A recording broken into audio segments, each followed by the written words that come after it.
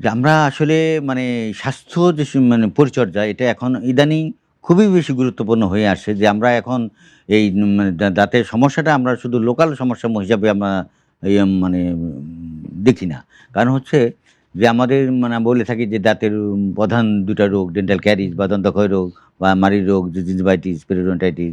তো এর মধ্যে সীমাবদ্ধ না। আচ্ছা। দেখা গেছে যে এই যে মাড়ির রোগটার সাথে, সাথে বা দাঁতের রোগের সাথে, সাথে আমাদের শরীরে শারীরিক ৩০ থেকে ৩৫ টা সিস্টেমিক ডিজিজের সাথে মানে সম্পর্ক আছে। তার মধ্যে ডায়াবেটিস, হার্টের রোগ, আমাদের লাঞ্চের রোগ, আমাদের স্টমাকের রোগ, আমাদের বিভিন্ন ধরনের ক্যান্সার এবং মানে আমাদের প্রেগন্যান্সি প্রবলেম, প্রেগন্যান্সি কমপ্লিকেশন, আমাদের আমরা বলে থাকি যে ব্রেনের সমস্যা, ব্রেন স্ট্রোকের সমস্যা।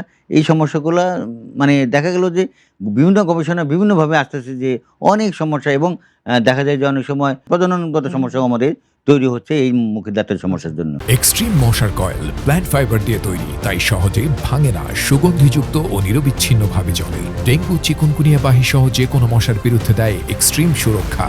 বলে ডায়াবেটিস সাথে যে সম্পর্কটা সেটা বলি সেটা হলো এটা মানে আমাদের বাই ডিরেকশনাল সম্পর্ক। আমরা বলে থাকি যদি আমাদের মুখের রোগ যদি হতে থাকে তাহলে আমাদের ডায়াবেটিসটা আনকন্ট্রোল হয়। আর ডায়াবেটিস যদি আনকন্ট্রোল হয় আমাদের মুখের সমস্যা বা মাড়ির সমস্যাটা বেড়ে যায়। এটা জাস্ট ভাইস ভার্সা একটা বাড়লে আরেকটা বাড়বে।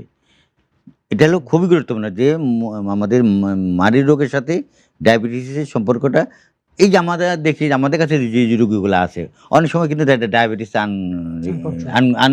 রিকগনাইজ থাকে। জানে আচ্ছা, না যে তার আচ্ছা, আচ্ছা, ডায়াবেটিস আচ্ছা, আছে আচ্ছা। এবং আমরা ডেন্টিস্টরা অন্ততপক্ষে 50% আমরা ডায়াগনোস করে দিতে পারি দিস ইস দ্য ইওর মানে তার কারণ হচ্ছে আমাদের এই এই আমাদের ডায়াবেটিস। হুম, হুম। আমরা দেখতে পারি যে তার দাঁতগুলো আস্তে, আস্তে নড়ে যাচ্ছে। কিন্তু সে কেয়ার করে না, সে কোনো সময় ডাক্তারের কাছে যায়নি। আমরা যখন দেখলাম সবগুলো দাঁত নড়তেছে, আমরা জাস্ট একটা ব্লাড গ্লুকোজ লেভেল হুম, হুম। চেক করতে দিলে দেখা যায় তার ১০, ১২, ডায়াবেটিস। ১৫, ২০ হুম, এবং ডায়াবেটিস। সে কিন্তু আগে কোনো সময় পরীক্ষা করে নাই। এটা এই যে মানে এটা হচ্ছে কারণ হলো আমরা বললাম যে মানির রোগের সাথে ডায়াবেটিসের একটা ভাইস ভার্সা সম্পর্ক। আর আমাদের যে ব্যাকটেরিয়া আমাদের মুখের রোগ করে, সেই ব্যাকটেরিয়া একই রোগ আমাদের হার্টের রোগ করে।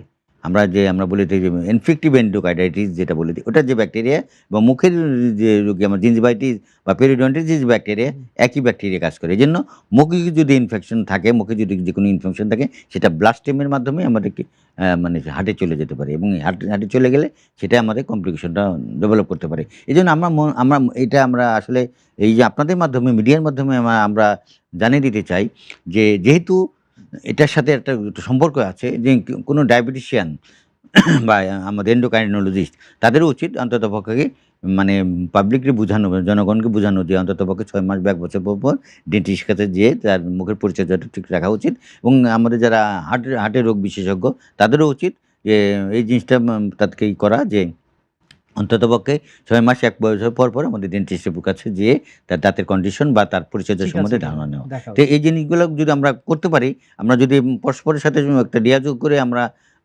এইগুলা করতে পারি তাহলে আমাদের মনে করি আমাদের সাধারণ জনগণের খুব উপকার হবে এবং তারা মুখের স্বাস্থ্যর সাথে, সাথে যে অন্যান্য রোগের যে সম্পর্ক সেটা সম্বন্ধে সচেতন হলে আমাদের পুরোপুরি আমাদের টোটাল স্বাস্থ্যের একটা উন্নতি ঘটবে বলে আমরা আশা করি।